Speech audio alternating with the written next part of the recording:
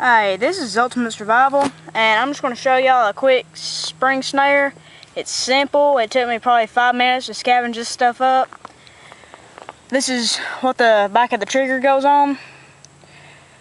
This is my trigger, and all this is just a simple, just a Y stick that I've anchored into the ground.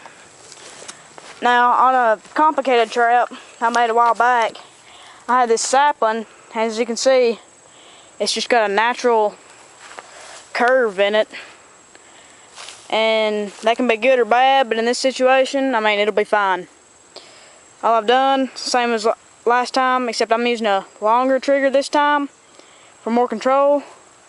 Then, as you can see, I've got about a 25-inch string, a little bit bigger than last time, but it's needed for this. Now, what I'm doing, I'm gonna have to set this down so y'all can see this. Alrighty.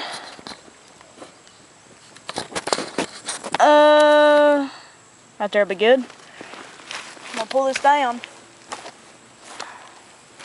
And the short side of the trigger stick is gonna go under. I'm gonna hold it with my finger.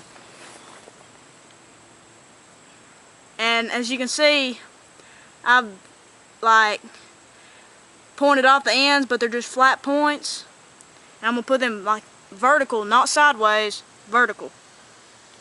Then I'm gonna let the trigger up a little bit. And this is gonna be anchored on the back.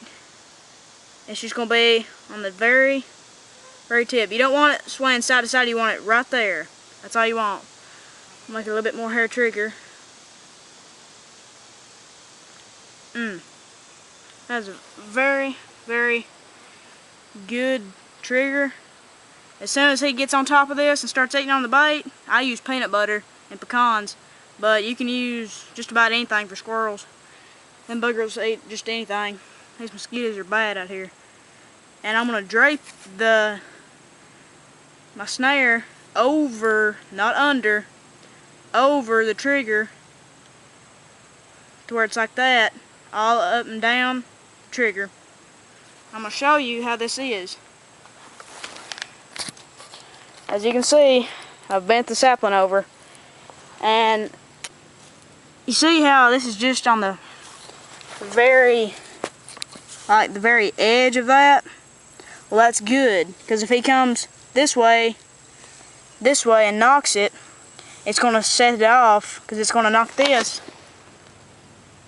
See how that point to that is barely even on there? It's trying to pull that way and go up that way, and whenever he knocks it down, it's going to set it off, and the snare is going to be pulled up. So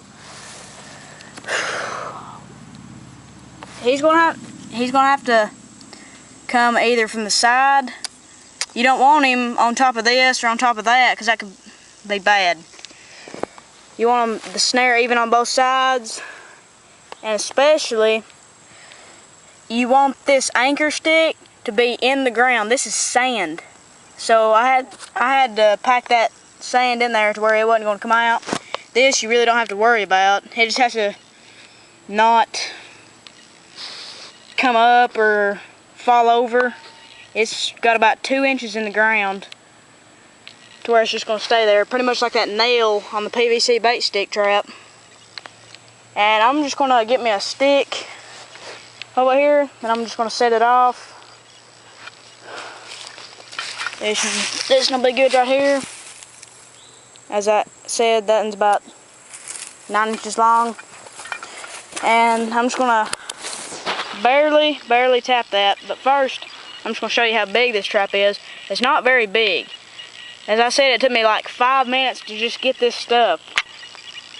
It'd probably take you another 2 minutes if you didn't have the sapling. Probably just, honestly, I'd probably just go ahead and like cut some down. We could already have them, but that's just me.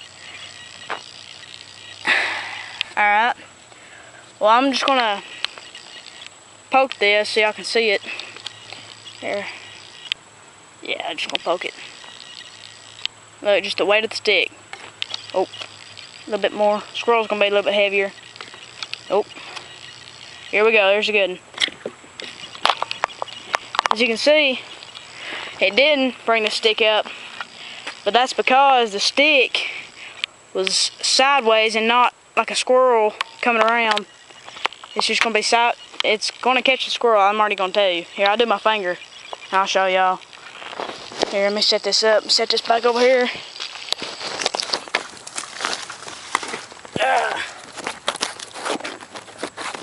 Leaves out the way.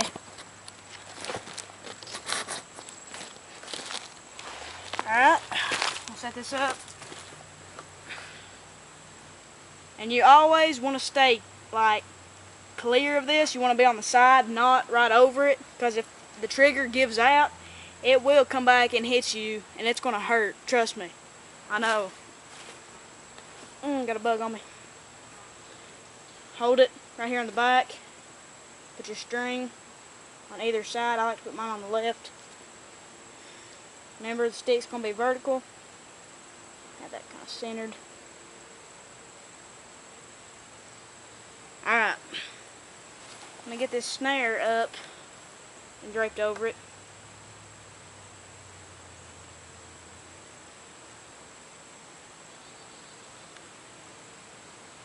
Find it.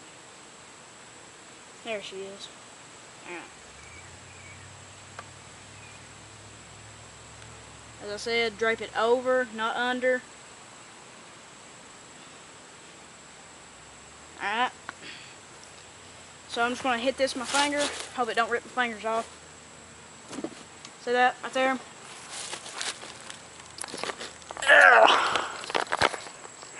See?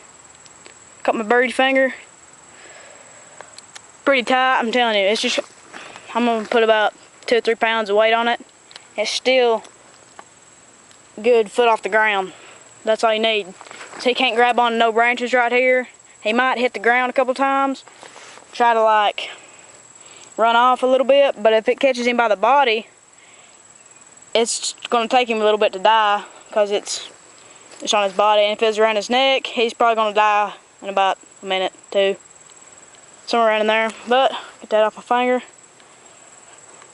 It's just a simple spring snare setup. Very simple. I'm gonna bait the top of this stick with peanut butter because right before I shot this video in this tree that's right behind me, there was 2 squirrels right over there, right whenever I was walking down this trail, and that tree is where I got this trap supply stuff from. But yeah, 2 squirrels as soon as I stepped right there, took off and went up in that tree. They got a nest up there somewhere.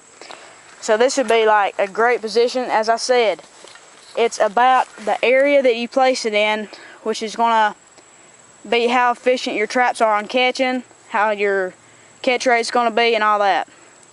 So I'm just gonna bait this thing up, and I guess I'll just see y'all later. Just comment or whatever on what traps you want me to do. The next one's probably gonna be a bird pole, an Abajiwa bird pole. It's real simple, and I'm gonna see how that goes. But I guess I'll see y'all later. Till next time. See you.